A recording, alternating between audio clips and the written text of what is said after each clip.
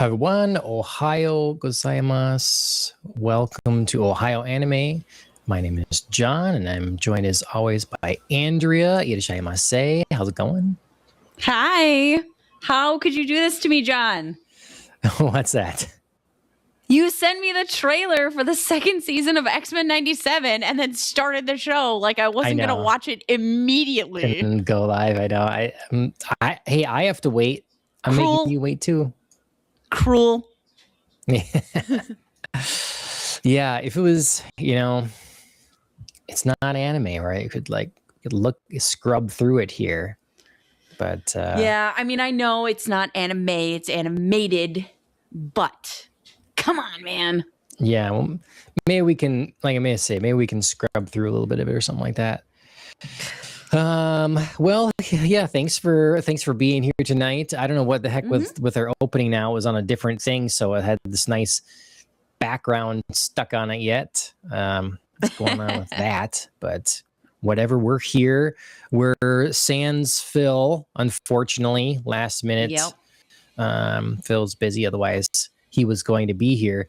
But I thought, getting tonight going was important because do you recall the last time we talked about Hell's Paradise on this show? We're still doing dual episodes, like 3 of Hell's Paradise and 3 of JJK, yeah? Like it was way, way long ago. Mm-hmm. So that was I think I look back, it was 2 months? February 3rd. Oh, 3 months. Dang. Almost 4 full if you count, what week we're in and what week we were in. Wow. That is a long time. I know. So, I feel if anyone were to be like, oh, I wonder what these blokes have to say about the rest of Hell's Paradise. Got to be waiting a while. But yeah, no kidding. No, it's good. It's good to get this little kick in the pants to get back to it because, I'd watched an episode and another episode a while ago, and then it's like, dang, I really wish I could keep going. Mm-hmm. So coming back to it was very sweet. I think such a good show. Yeah, there's definitely they know how to balance combat with smaller moments and utilize combat well. Sure. JJK could take some notes. Yeah. Yeah, well, we'll get into it. We will. I'm just diving right in. Yeah, it's we're going to be talking up through episode 21. So it's released through 21 of season 2 here. And so Phil will hopefully be here to talk the finale and the whole season. The final arc. Yeah.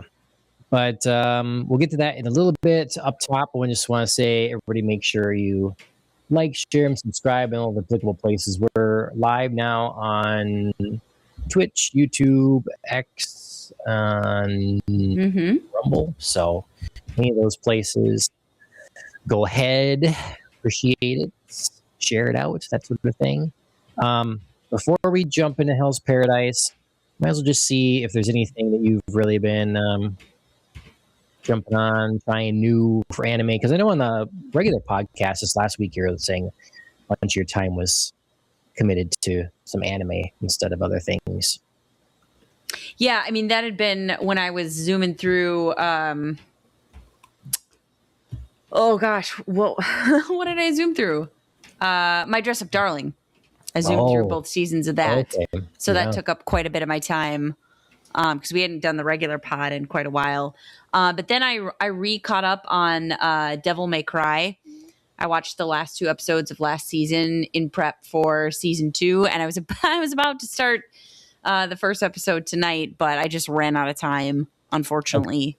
Okay. But I'm excited about it. I know there are complaints about that show because I know it's based on a game that, people had some criticisms, but I really have enjoyed it. There's flaws for sure, like there is with anything, but I've been liking it a lot. So okay. Yeah, I'm happy about that. And I'm hoping to get to that maybe after the show tonight. I watched another Witch Hat Atelier. I it's really settled into a more enjoyable direction after a very emotional first episode. It's settled into more of what I thought it was going to be. So I've liked that kind of return to form. They're just sort of warning you. It's like, this is the kind of thing that, can happen it could in turn. this show. Right. Yep. I think it could take a turn, and I think that's good. It could have surprises and be very emotional, but like I told you guys last time, it was a very surprising beginning for me. So I was a little enamored with the world of it and the art style, but I wasn't as sure about the storyline. Okay. But I like it now. Okay. Good. Very good. All right. Well, I don't know when I'll get on that one. I definitely should. But yeah, I think it was another, Phil shared an article with us too that was a new show coming by the same studio that's doing the Witch Hat, I think. So the Ribbon Princess? Yeah. Is that the one that he just shared today? Yeah. I think so. So okay. Well, very good. I hadn't been watching a lot of anime recently, and thankfully now with the podcast and some other things, we sort of, it was paralysis of choices and kind of focusing in on stuff now. So, watching some Dragon Ball Z, but then Frieren, got a couple episodes in on that on season 2. So nothing new except this one other thing now. I watched this movie called Plastic Little. Little.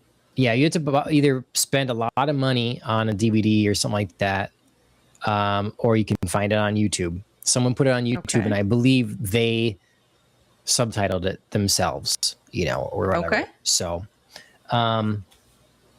it's from 1994. It's short. It's a short movie. It's not very long, and cult classic. Yeah, exactly. I saw it advertised, popped up, I think on Instagram or something as like as exactly that, a cult classic. And I'd never heard of it. It's like, oh, not too long. I actually was going to sleep early that night.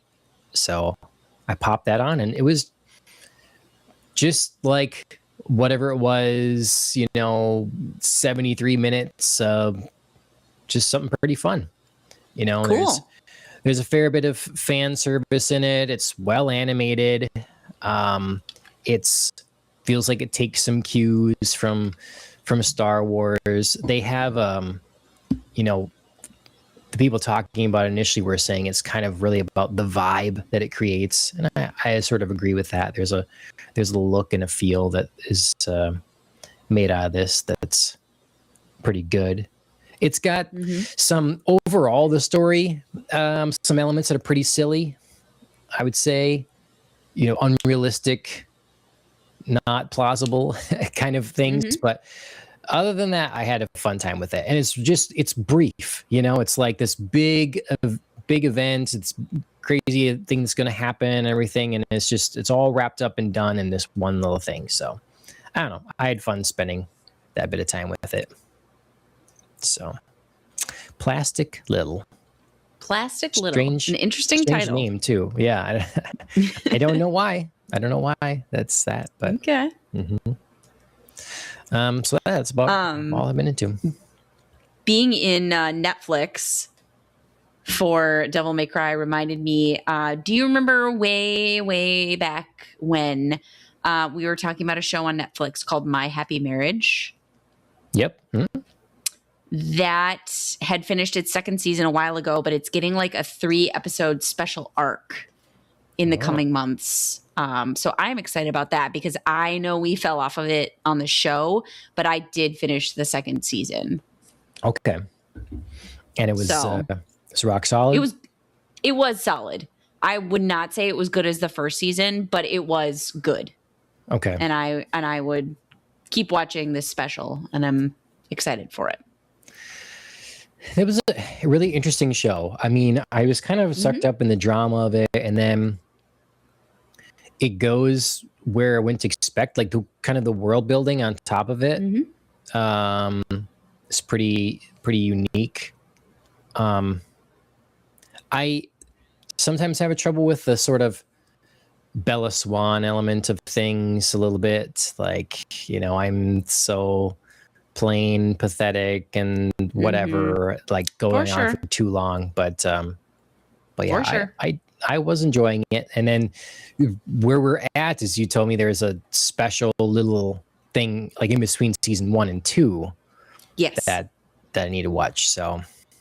Yep.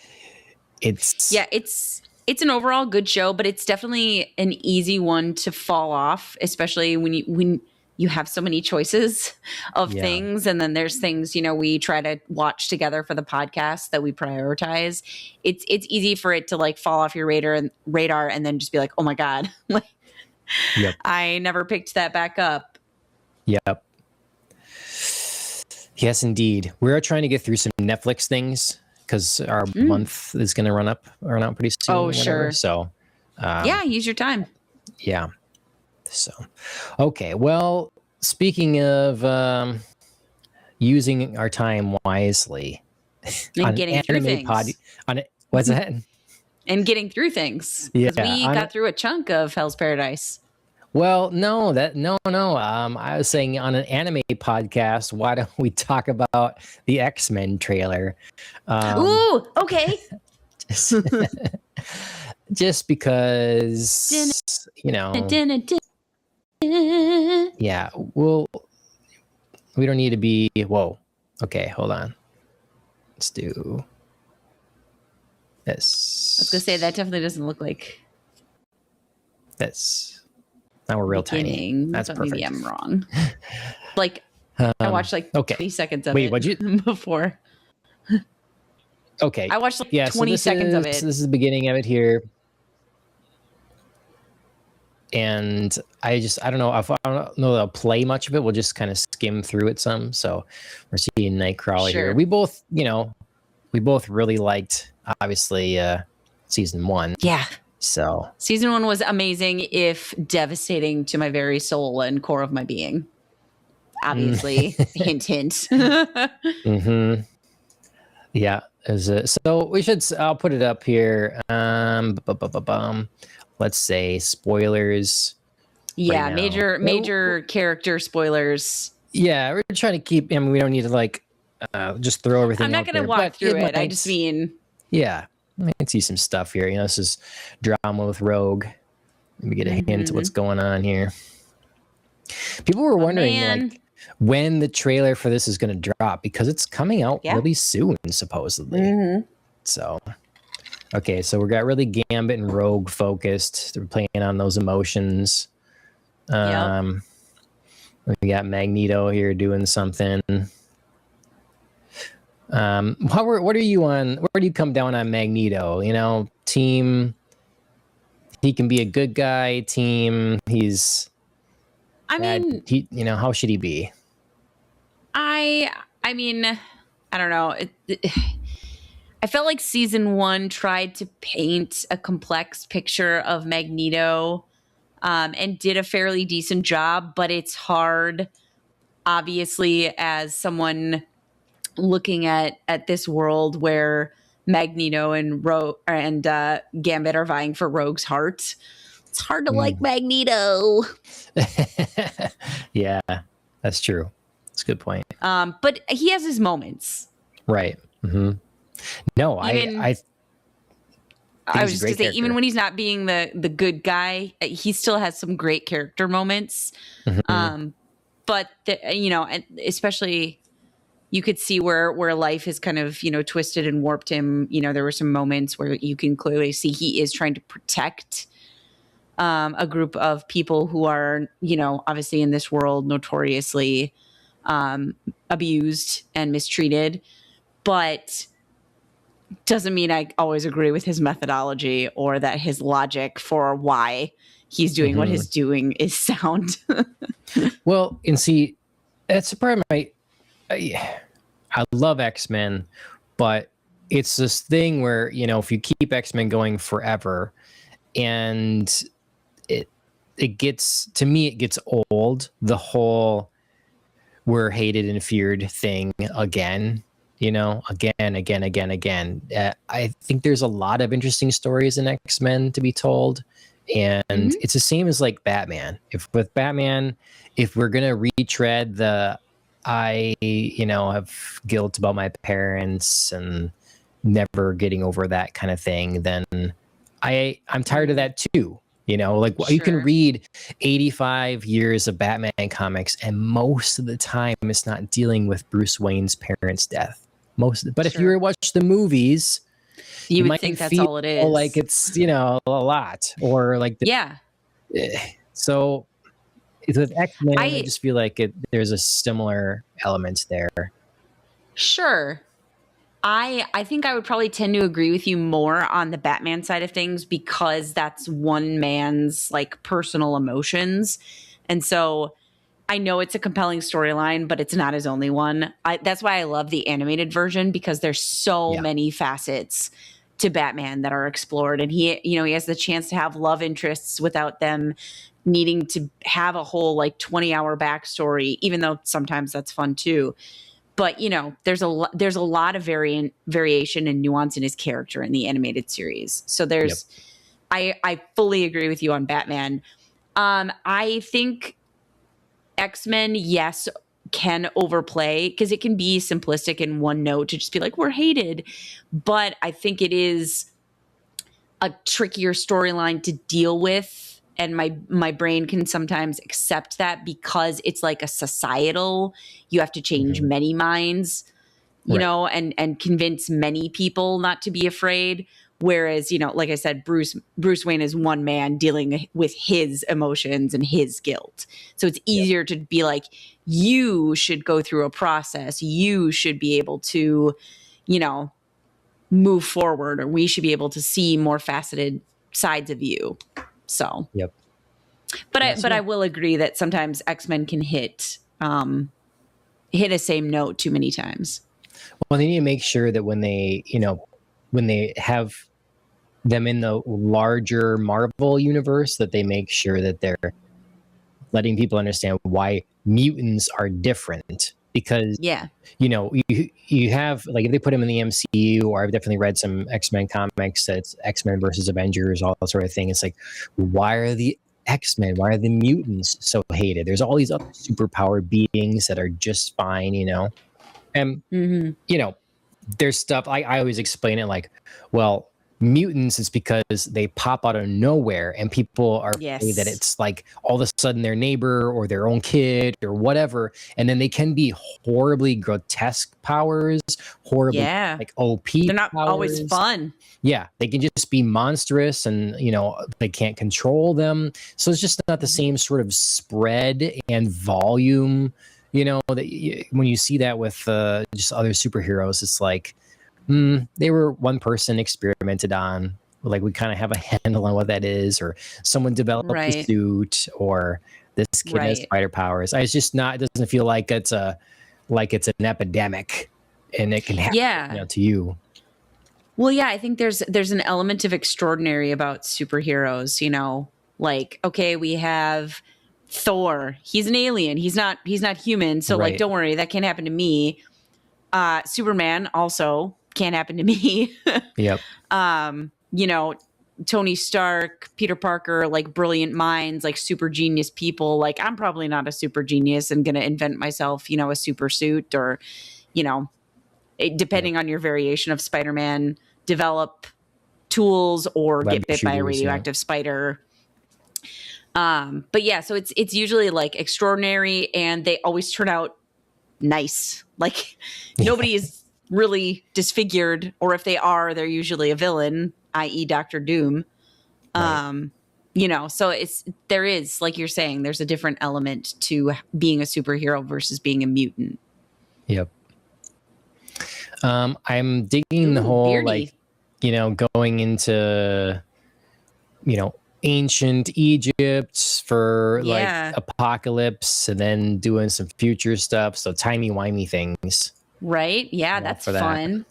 The first season hinted at that a little bit, so it's fun to kind of see that more fully play out. And isn't that how they all got like kind of dropped off at the end? Yeah. They all split up. Yep. Yep.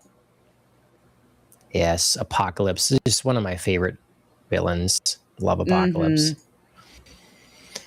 Oh yeah, it looks like we're bringing in like some X Factor people. So that's cool. Should be fun. Morph is there. What's going on there exactly? That's kind of interesting. Yeah. Jean Grey. Like Shadow, Wolverine, Jean Grey. Yeah. Crossover. I'd like they're doing this sort of Grant Morrison new X-Men costumes here. Yep. I like that look. I'd liked Jubilee's little glow up in the first season. Yeah. That was kind of an unexpected episode that I liked. So Bishop, Morph. Interesting. Cable. Storm in a different kind of X-Men. Yeah, very different look. I mean, I feel like that's a yellow light on her hair, but maybe not. I think so. Okay. Oh, Colossus. Okay. Yep. That's a fun introduction. Oh, good family shot. Yep. They did a really good job of like keeping the art style so similar to but a little different. It's a little different, but then obviously the quality of the actual animation is pretty stellar in comparison. Yeah. So some pretty cool moments. Oh, okay. So we got like Polaris and Bishop, and we're going into Savage T-Rex Land mode. Interesting. Yeah, there's Polaris again. Yep. More Emma Frost. I hope that I hope they don't go in the territory with Jean and Scott breaking up and then Emma Frost going there. I'm not ultimately a fan of that. They've focused on Jean and Scott's tumultuous relationship a lot in season 1, so I kind of hope that maybe we could have a break from other woman drama. Sure. We got I forgot his name right now. Back here, his real name is like Johnny something. Ember. I don't remember for sure. Another like X Factor guy. Well, I saw Angel for a hot second, I thought. Oh, it's some Angel in there? I mean, he's going to be get pulled back. Oh, Archangel. Yep. Looks cool. Jubilee. Sunspot. Yep. There it is. So July 1st. July 1st. Wow, that's fast. Woo. Yeah. Woo. So, well, for any diehard purists, I guess like myself, apologize for the X-Men trailer. Quick look here. I don't apologize. I loved it. Okay. Thank you. Okay. X-Men coming soon, something that's out right now and has actually concluded the season 2. We're not getting all the way through the finale, just through episode 21, but it's Hell's Paradise. It's an actual anime. It's based on a manga, and we might as well get into it. Unfortunately, I can't do this thing now. I can maybe pull up a trailer or something as well. There's been an update with Crunchyroll. I used to just like pause it at a spot and then open it up, and so you can have an image, and then that's how I go through. Instead of doing like a slideshow or something, it now is smart about that and just blacks it out. Sure. So that's unfortunate, but that's all right. Anyways, Hell's Paradise season 2. Where do we pick up here? So I'm going to start off by saying we picked a good bunch of episodes because I felt like they were bookended nicely by the introduction and then a reintroduction of a new character, because we left off where there was a new crew of people, a new mission, second wave, if you will, coming to the island led by another Asaimon, Shugin. And we got a whole episode 17 introduction of him, his relationship, his rank in the order, his relationships with other Asaimon who are on the island, living and dead. Spoiler alert. And then his arrival, his methods, what he thinks, how he feels about the criminals, a lot of information around him. Very little to do with our group that episode. And then we bookended episode 21. We hadn't seen him all the rest of the episodes, and then we bookended episode 21 by being like, all right, he's still here and he's on the way. Our characters are fully, in the fire of their struggles and their again, spoiler alert, failed plan to leave the island. And he's still here and he's still coming. So, look out. Yeah. I do. Yeah, you're right. I do think it's a pretty good selection of episodes when you look at it that way.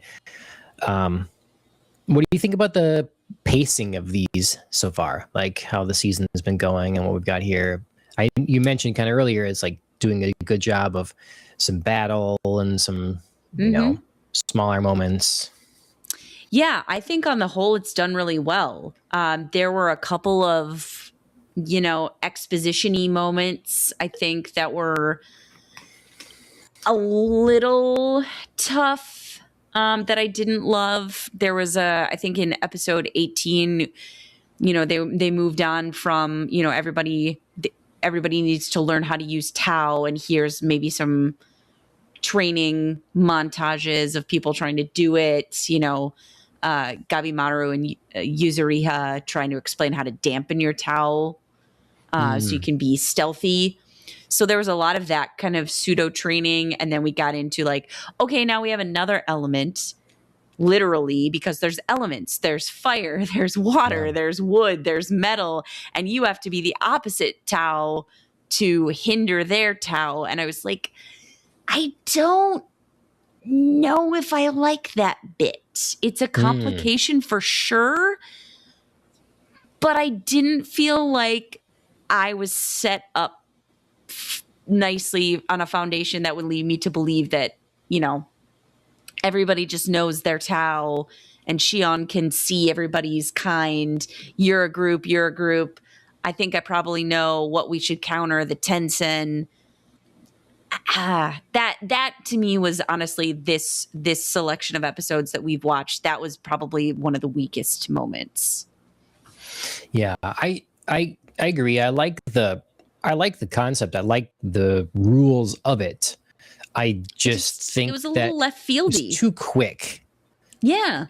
It feels like they're learning all these things so fast. And I think generally exposition is handled pretty well because different people are sort of grasping other elements of this themselves, and then like you say, teaching the others and kind of filling everybody in. And so in the process, they can fill in the audience. So I think that's works well. It's just that everybody seems to be catching on to these things quick. Yeah. Versus, I liked Shion because he kind of always was like potentially harnessing some of these people are harnessing some Tao without realizing it. Not having it the same kind of sort of name to it and understanding fully. And so them grasping it more quickly makes sense to me. But when all of a sudden you can have everybody else starting to do that too, and you're figuring out these systems, it really seems like something that should have to be earned in a battle or whatever. Like, why is this ineffective? Why is this not working? And then it all of a sudden works for someone else. And kind of then putting those pieces together. So you'd have to have another stage of learning. You have which we had some before, like the introduction of what Tao is at all was one. And then it's like trying to recognize it and use it, that would be one. And then you go into some battles and maybe you lose another person because you didn't understand that, oh yes, there's actually a weakness and a strength element. right. to this. Right. We didn't have a battle where somebody was like, I was using Tao. I was throwing my best out there and it did 0. And in fact, this person just crushed me. Yeah. So yeah, I agree. This introduction and this like understanding of elements felt quick. Like I loved Shion's, ability. He's obviously able to sense things that others aren't. And he was the first to grasp the concept of Tao and sense that and be like, okay, I can figure out how we can use this to our advantage. And maybe, Gabimaru, you don't know what you're doing, but like when you're doing it, but I'll tell you, just do this thing that you don't have a name for yet because I can see you doing it.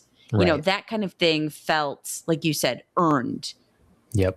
We don't have a full explanation for it yet, but we're going to get there. You're doing the thing. Just do it how I tell you to do it. Or like jumping ahead in somebody's journey, our jolly pirate giant, yes. Gentatsusai? I don't have a list of the characters pulled up. I wrote it down because it was kind of trippy and it wasn't a name I felt like fit him at all. But his battle with the Tencent and his final understanding of like, I have to not see, I've been putting off learning about Tao because I thought it was ridiculous and I can't do it. And there's nothing I can do about that. So I'm just going to fight my battles the way I can. And then suddenly in mid battle, he's like, whoa, I sensed it. I did it. How can I do it again? His total struggle, even though I felt like he went about it very crudely, was more of a journey that I would have expected in figuring out this secondary layer of elements. Yes, I agree. Yep. So and I like that. It's not everybody is grasping it. It's that the two of them are paired together, and they're the ones that are having the biggest trouble grasping this concept. So, yeah, I think that in these few episodes here, I have to say that a lot of the battles typically in this show have not stuck with me. There's been some cool ones, I guess, but they're not really, most of them aren't leaving an impact that I really remember, but a couple here I think felt like they really stepped it up.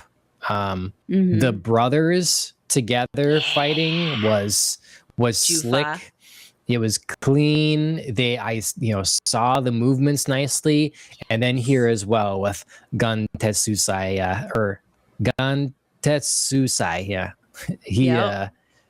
that was, those two battles really felt more impactful than some of the other ones. Because even like, Yuzahira and Gabimaru fighting against what the big transformed one, that was cool. But I don't know, this really, the smaller thing had more impact for me.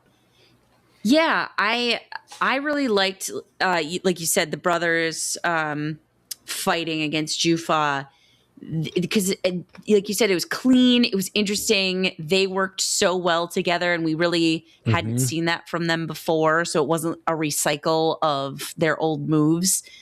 But then also I love the different like angle shots. Like there was above, there was below. We were like following one brother's movement. We were pulling out wide to, catch the two of them. There was some really interesting creative work there. And then, I loved the fight of Fuchi and Gantetsusai, Pirate Man, against the other twin, the other half, the Yang, Taufa. Yeah. That, because it was a learning battle for both of them. So that to me was really interesting, and they were excited about it. They both had their individual moments where they're like, "Oh, I'm really getting this information. This is great." So that was really fun.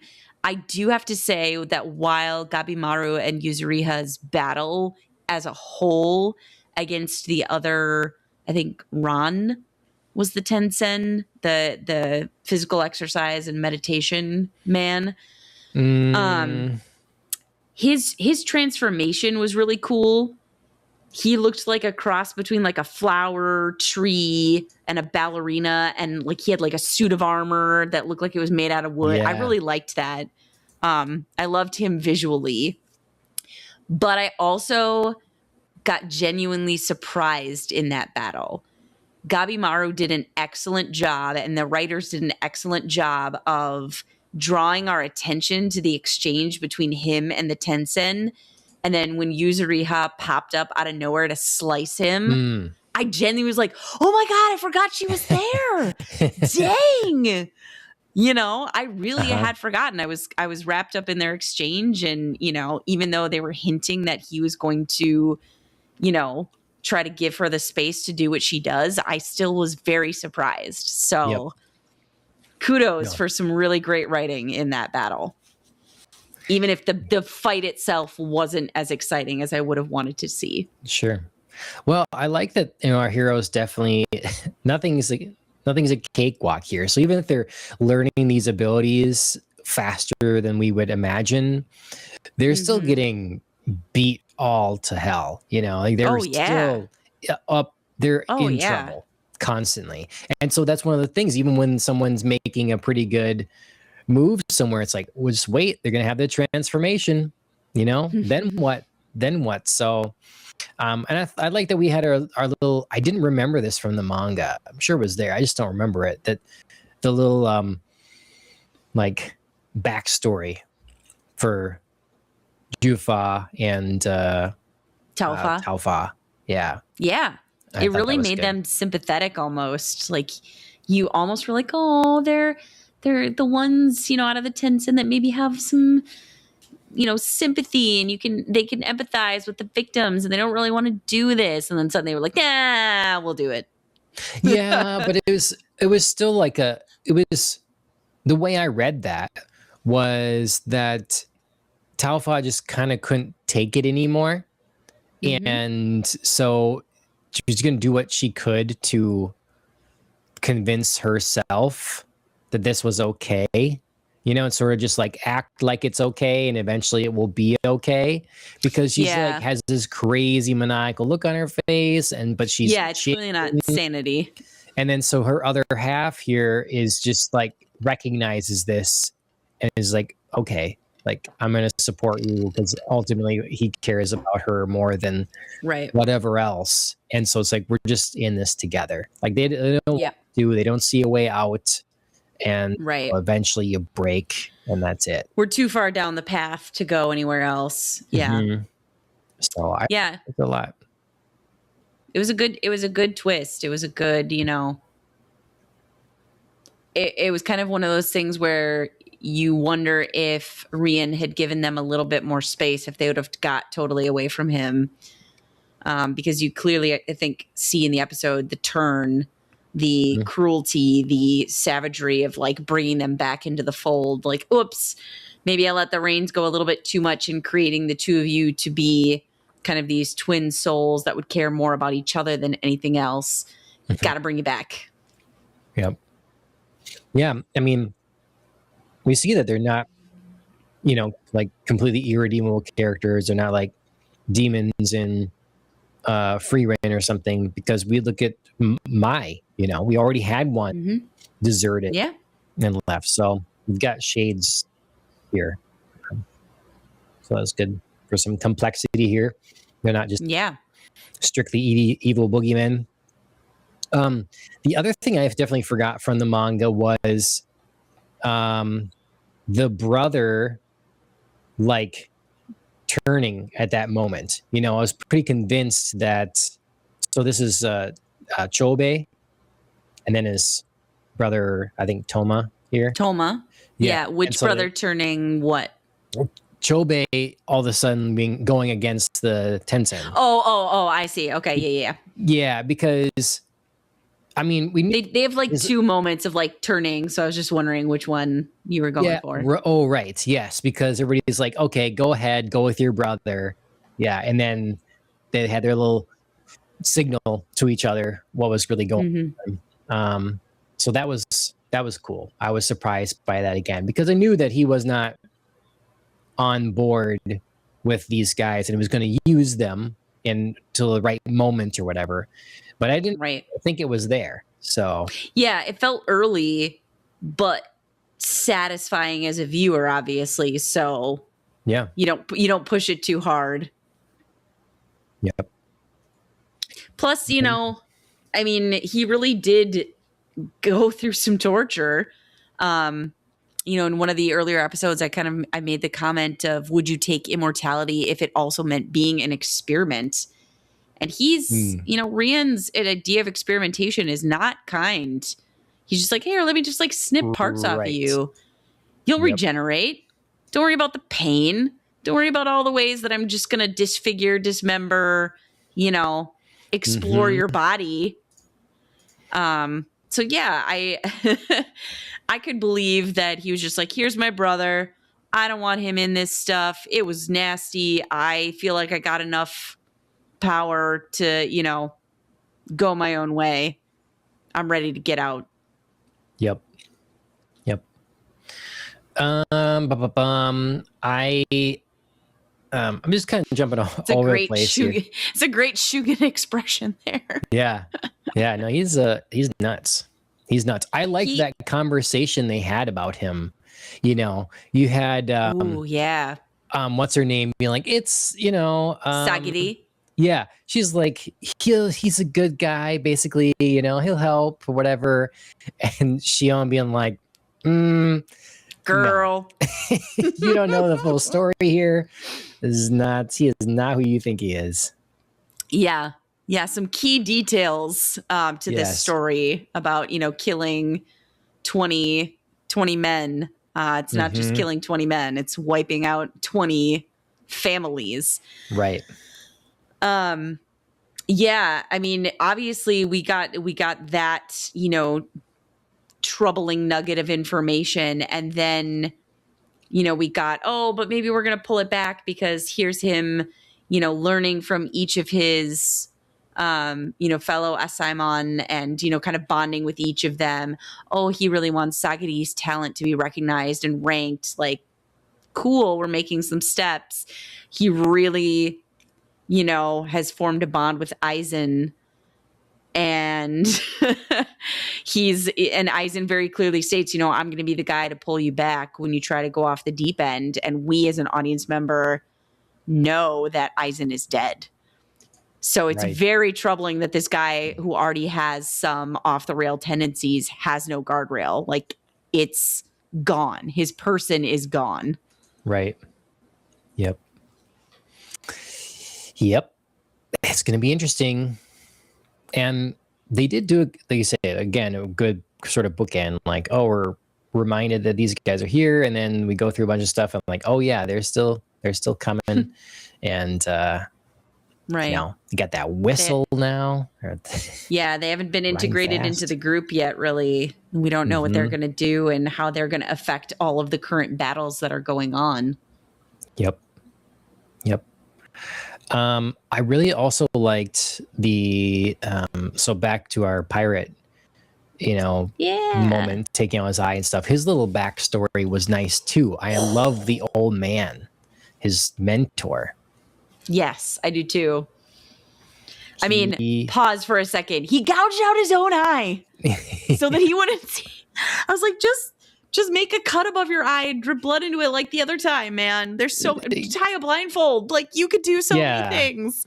It was such a badass, unexpected moment. But wow. That is a permanent solution to a temporary problem. Well, you know, maybe that's the deal, is like, no half measures are going to cut it here. No. I mean, you know? He is clearly a go big or go home kind of guy, and he commits. You know, he's very like, I got to do what I got to do. But yeah, for someone who already lost his hand and has got a hook, now he has, you know, only one eye. Yes. But yeah, I agreed. I liked his backstory. It was fairly quick and straightforward, but effective.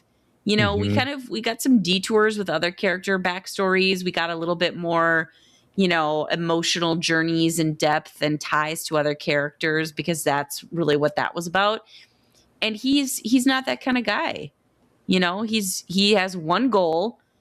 He wanted to achieve this goal, and his mentor was like, I get that, but you're going about it the wrong way. You're trying to do everything when you should be focusing on what you do well. Figure that out, and you'll still beat everybody without having to, you know, do all of this other unnecessary stuff. Yeah. I think I was struck by the nuggets of wisdom. You know, all of these a lot of shows don't have that, but I liked his mentor. I'd like to know more about him because I wrote down a couple of things. He's like, you eat too much, and much will pass right through you. I like that kind of elements. Simple. Imagine, and then I just had to think about this. Imagination is the source of anxiety and kindness. So I hadn't heard that before, but that's kind of cool. And then it was just sort of his teaching, because he was asking why, you know, how can you beat me or whatever? I'm stronger, I'm faster, all this sort of thing. And he's just like, the message was simplifying. Yeah. Shedding everything that's unnecessary, you know, like the focus. And so I like the wise old mentor, and there was a good one in this. So, yeah, for that element, I'd written down when he said, "Don't go wider, go deeper." You know, like focus in. There was speaking of great lines in this, you know, section of episodes. Taufa had a line that stuck with me, where they were in their female form, and she said, I'd lose my mind if I didn't laugh, or maybe I'm laughing because I've lost my mind. And that was brutal. That was a line to deliver. And it felt like a great encapsulation of their current mental state, which was, I don't really know, you know, where I'm on the spectrum anymore. I used to know, but I don't think I do anymore. I think I've, you know, lost a bit of reality. I've lost, you know, some of that sanity and clarity that I used to have. Yep. So that was good. Yep. I don't remember that, but I like it. And that, to me, you know, exemplifies what I was talking about at the beginning with her kind of backstory and her crazy smile and whatever. Just lost it. Yep. Okay. Yeah. We got her sorry, I was just gonna say her early transformations in the fight were very fun. She was, you know, they were talking about her form and how, you know, in her female form she was such a perfect woman. And then she's like, bodybuilder. You know, I'm gonna use my perfect form to just destroy you. And then she did this like funny little like jumping in the air, and I was like, oh, it's Mario. She was doing like this cute little fist pump, and then she was speaking as if she was, you know, a little host of a game show. Welcome everyone, look what I'm doing. So she was kind of having fun there in the beginning, before, you know, our pirate guy and little man Fuchi figured out a little bit about Tao and put her in some real trouble. Yep. Well, and now we have everybody in this kind of corner of the world having to team up. You know, we've got the whole thing like, don't get in my way or I'll kill you kind of thing. But they've all agreed this is the only way they can do it is to cooperating and working together. We'll see if they can do it. Yeah. I think our heroes are kind of in, you know, our heroes and anti-heroes who've formed our ragtag little band. They're in very different quagmires right now. You know, I think physically Gabimaru and Yuzuriha are in trouble in their fight. It's possible that the brothers plus Gantetsutsai, Susai, and Fuchi are, you know, dealing with some mind elements because they've got these like spores that are raining out of the joint forms of Jufa and Taufa. Yeah. So they're maybe playing a mental game right now versus a physical game. And we have Sagiri and Mei, who were elsewhere. Where do they leave off? They were trying to go get the elixir, and they ran into a spot of trouble. I don't remember. That was earlier on, because they're like, oh, okay, we can reconfigure the whole grounds here. Yes. Things aren't where you thought they are. And so, they're off. So they may be lost a bit, because, Mei had all of these ideas and ways to help them, but now maybe that's, totally shot. And we have Shugen coming in to be a wild card in, which of our three situations do we think first? Yeah. So we're leaving off on in a very uncertain final 4 episodes about what might be happening. Yeah. I was wondering how many seasons this would be, and I'm guess this has got to be one more. Yeah. Season. So that would feel appropriate to have, a further storyline without stretching it too far. Yep. Okay. Well, anything else about these handful of episodes here? It's 5 episodes, it didn't we covered some ground, it was, again, learning new stuff, training, whatever, and then full on confrontations, and those getting heated up and going. So we still haven't seen the combat against the transform versions. We really haven't seen Shion and dealing with their enemy yet. Right. Yeah. So it's like he's one that's, more familiar with Tao, but he's with the kid, that's Nurugai, like, what's the I think balance of protection versus, Yep. So yeah, lots of interesting. It's nice to have these different,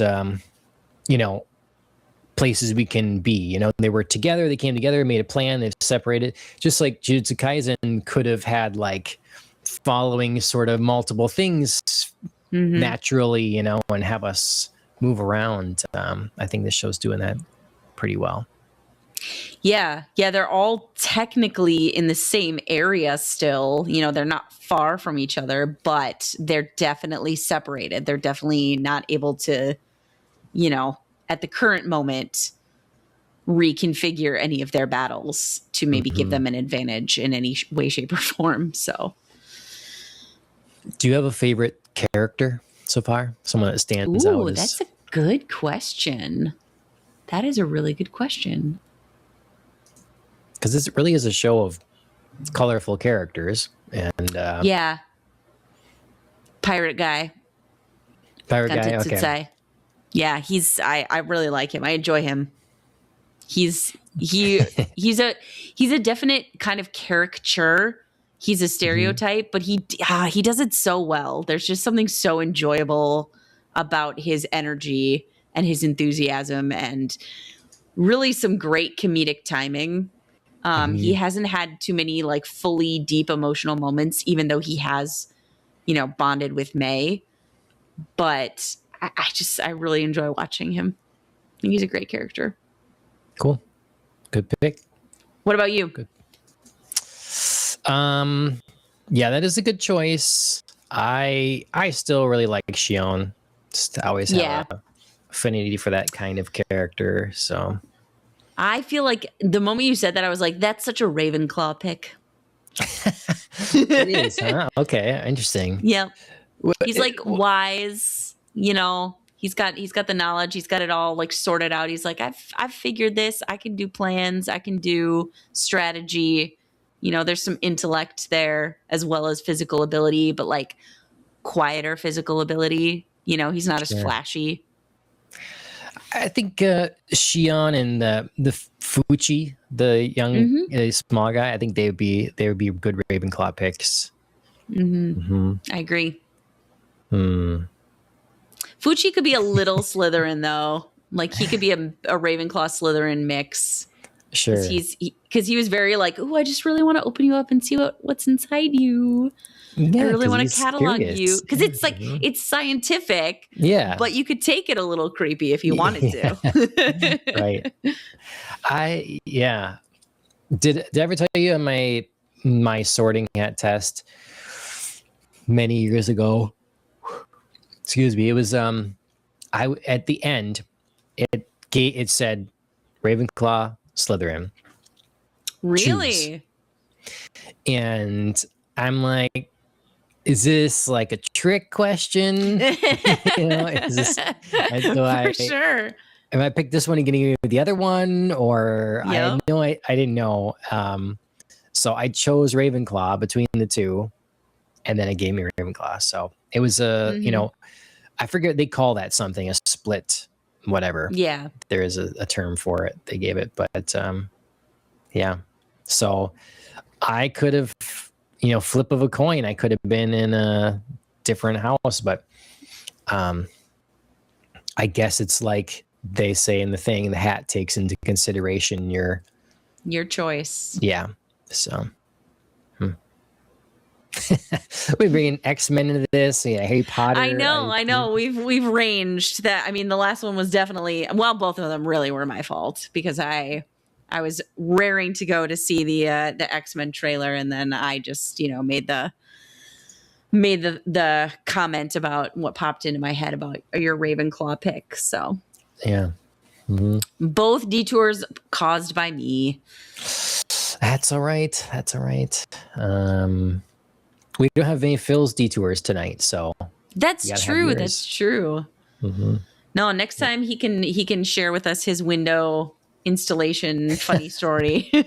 I'm gonna have to go tend to my kids, and by the time I come back, you'll just be wrapping up. You're gonna leave me hanging, listening to the story again, like that of the haircut. Yep. Whoops! I have something to do. Mm-hmm.